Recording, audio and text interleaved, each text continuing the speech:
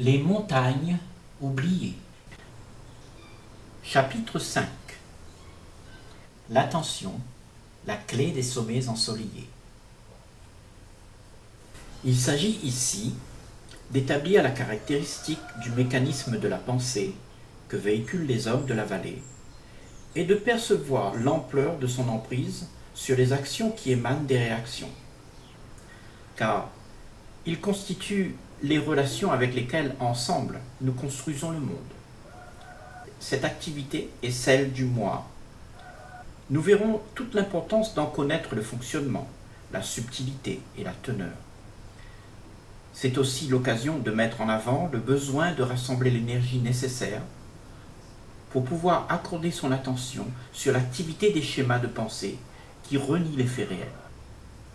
Car, par elle, la réalité est biaisée de la perception pure, pour donner place à l'idéal qui est poursuivi allègrement et qui a placé le doute et la confusion dans les esprits et dans le monde. Focus de l'attention sur la beauté de l'immensité. La condition des sociétés de la vallée est définie par la distraction des esprits à poursuivre la pensée sur ce qu'elle propose à l'ego en demande de satisfaction. Si bien que, très rarement, les esprits connaissent le répit aux activités du désir que projette la pensée. Celui qui persiste dans l'activité que le désir engendre n'est pas propice à la prise de conscience de l'effervescence du gain convoité. Il est alors crucial d'être attentif afin de pouvoir observer tout ce qui se profile. Et pour le faire, il est évident que l'esprit ne doit plus être embrigadé dans l'activité des pensées. Il doit être libre de toute demande. L'attention est cette présence à tout ce qui se passe autour de soi et en soi, où l'esprit reste avec cette réalité qui est, sans vouloir la fuir. Cela commence quand tu es attentif au son, aux couleurs, au goût et à tout ce qui existe, sans laisser ton imaginaire être la proie de ce que tu aimerais voir ou entendre. Tu dois demeurer avec ce qui existe, de sorte que soit cernée la nature de la réalité qui est.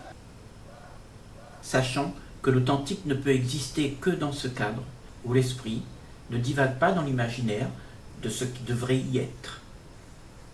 Quand l'attention s'étend à tout ce qui se meut, celui qui observe ne fait rien face à tout ce qui surgit dans son champ de vision. Il ne doit pas être embarqué par ces réactions impulsives, de sorte que le phénomène qui se meut puisse être perceptible. Cela demande une vigilance dans laquelle aucune opinion n'est émise sur la chose qui est. Elle est acceptée pour ce qu'elle est, sans que l'on agisse avec la pensée qui juge, selon les schémas établis de la norme de comment tout devrait être. La tendance des pensées est celle de marteler l'esprit et de s'imposer sous forme de concepts qui vont ensuite établir dans l'esprit l'action programmée. Cet esprit va alors renier tout ce qui n'est pas conforme à ce circuit implanté par le martèlement. Son processus est celui des pensées qui convoitent le plan mis en place. C'est ainsi que l'esprit produit les pensées qui aspirent au goût de ce qui est organisé, rangé, calculé, conclu comme étant la bonne marche à suivre. En contrepartie, comme il y a ignorance du phénomène qui se meut, la poursuite à trouver une échappatoire à la confusion est engagée.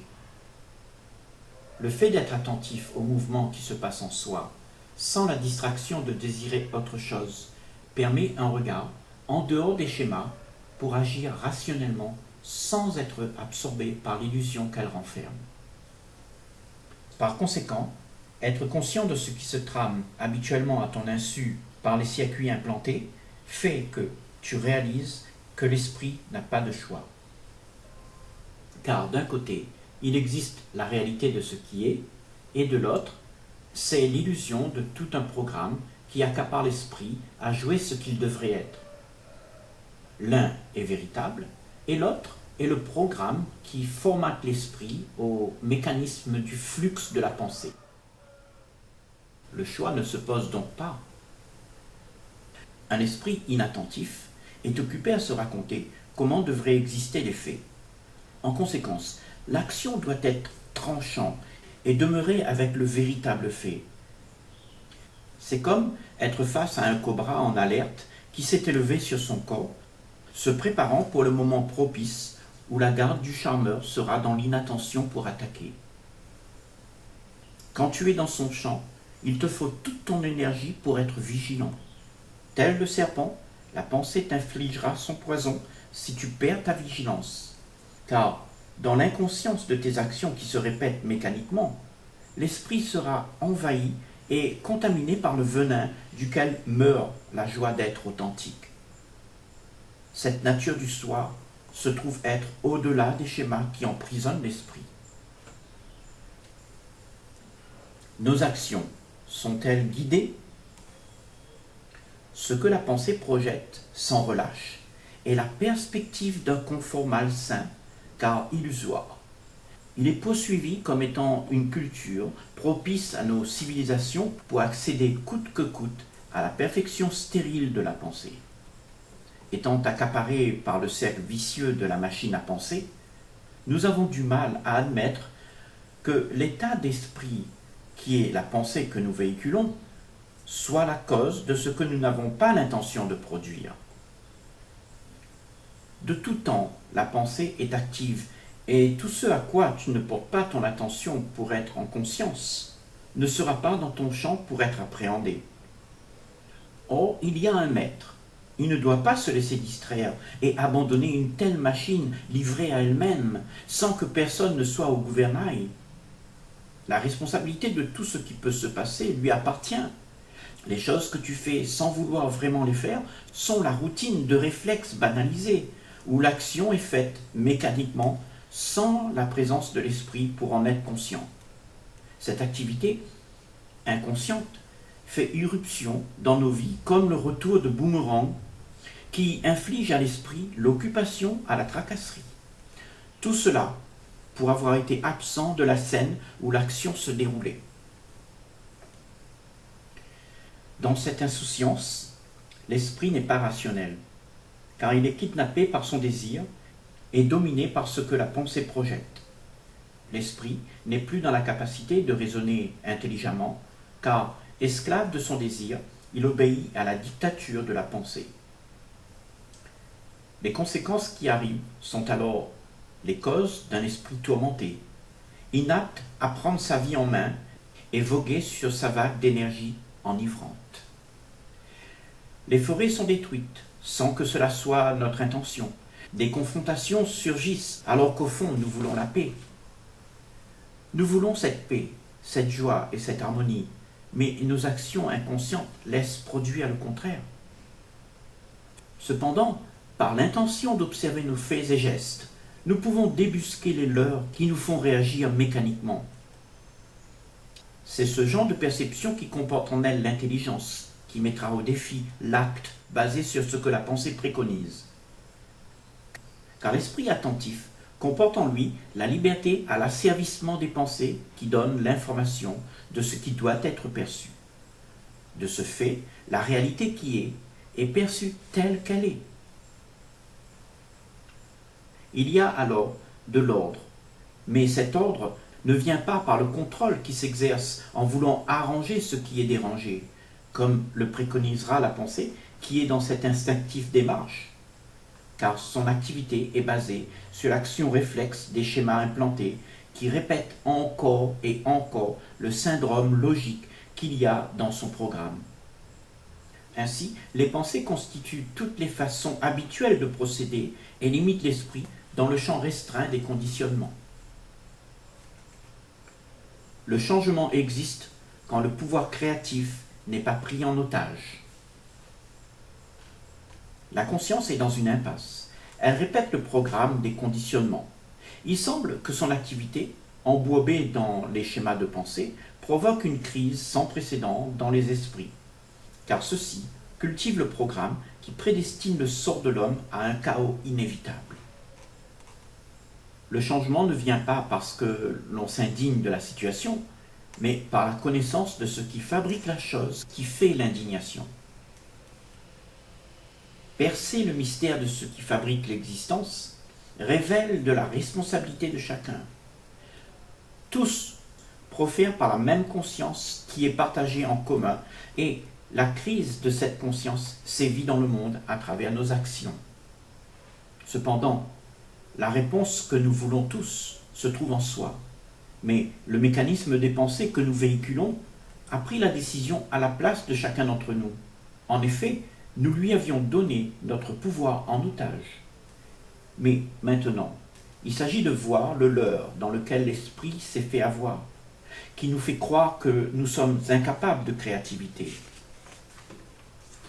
La cause est celle de nous être identifiés à la pensée avec laquelle est joué le rôle, dans lequel nous acceptons de paraître dans l'apparence que nous ne sommes pas. Si bien que cette pensée qui est convoyée devient notre croyance, qui console l'esprit du fait accablant qu'il joue le rôle du faux. Mais avec cette consolation, on perpétue le phénomène de l'insatisfaction, qui n'est pas résolu. Il est pacifié pour un moment seulement, mais tôt ou tard, le mal-être réapparaîtra, car la dualité demeure dans l'ombre du réconfort.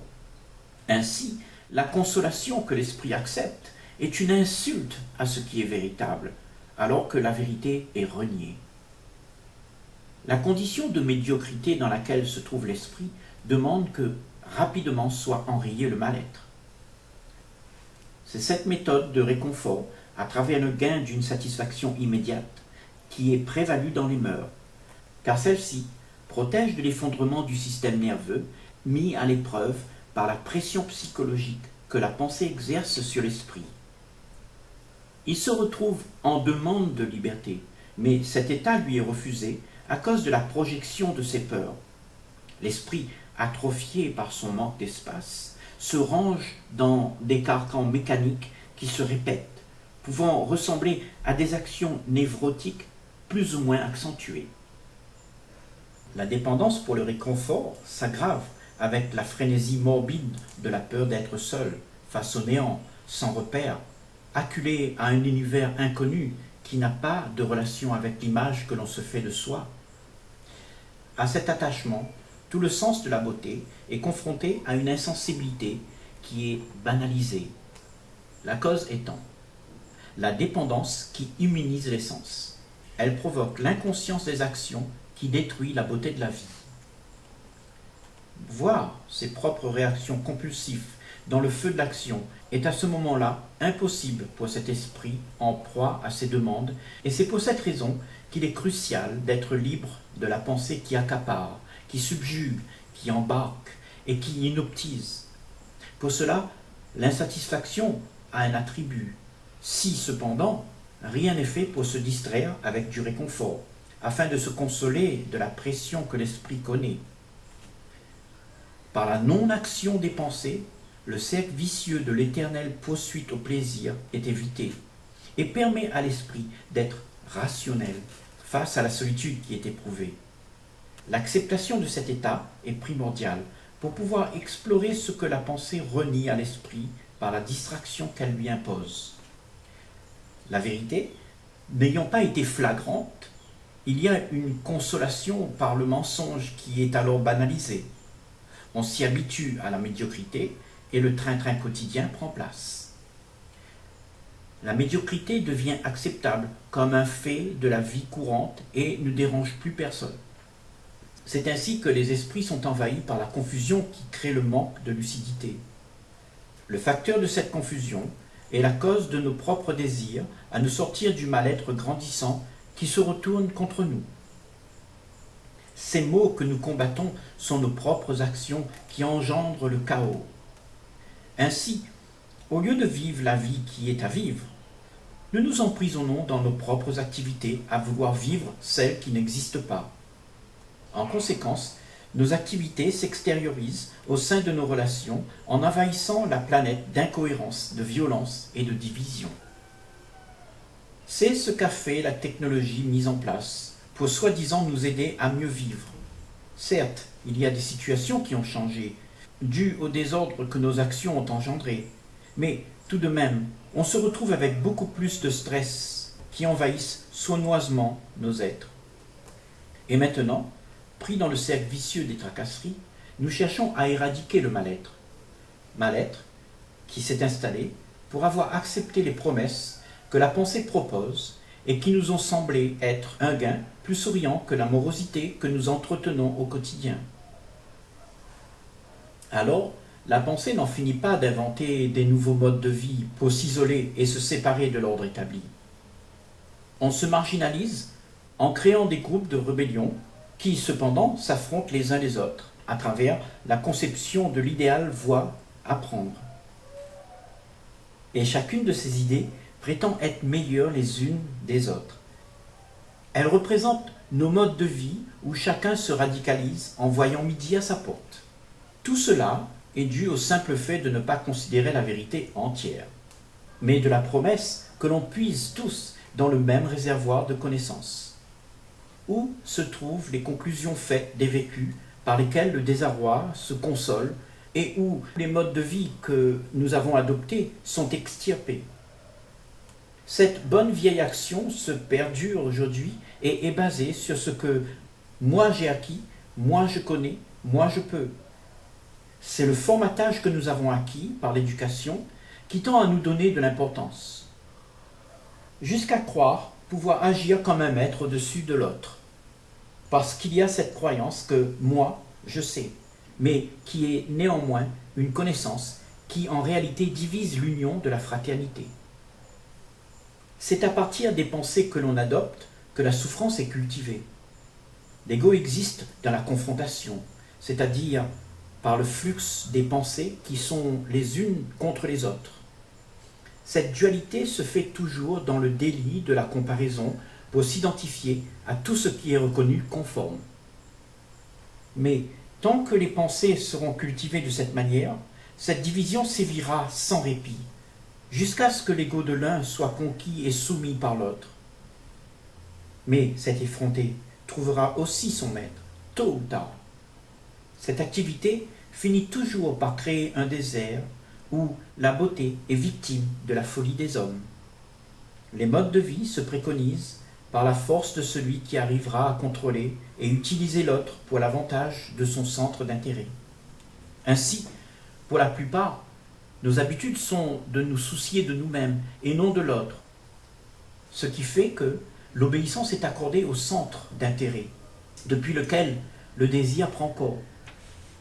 Être attentif à cette obéissance que tu t'infliges te permet de comprendre l'absurdité de tes actions et d'en être averti, de sorte que tu sois libre de devoir te soumettre au mécanisme et enfin jouir du silence qui s'installe, là où l'esprit se trouve en paix avec lui-même et où le moi, l'ego, la pensée, qui implique le temps, n'existe plus.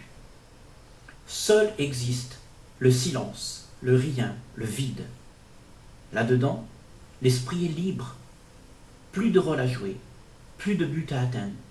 Il y a une dimension infinie où tout ce qui existe est en elle et où elle est en tout.